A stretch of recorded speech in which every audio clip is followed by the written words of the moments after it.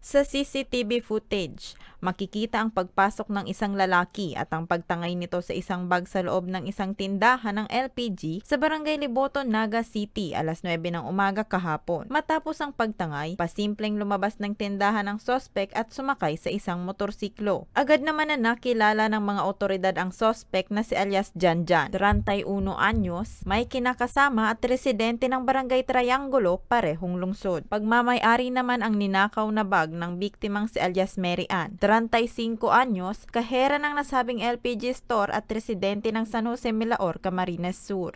Natangay ng sospek ang mga importanteng dokumento tulad ng mga ID at ATM card ng biktima at cash na nagkakahalagang 14,000. ATM cards ng iba't ibang bangko at yung ibang personal na gamit tulad ng national ID, PIN ID, at yung mga card ng sa mga mall, yung sa grocery mall.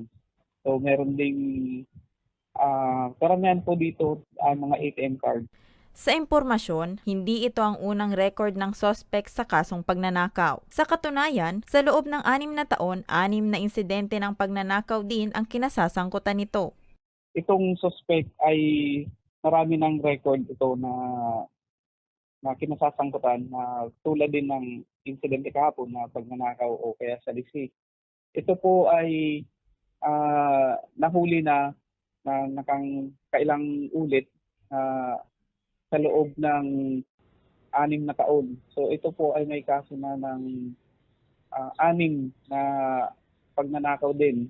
Kabalit ito po ay nakakalabas dahil na din sa mababa lang din kasi ang sentensya.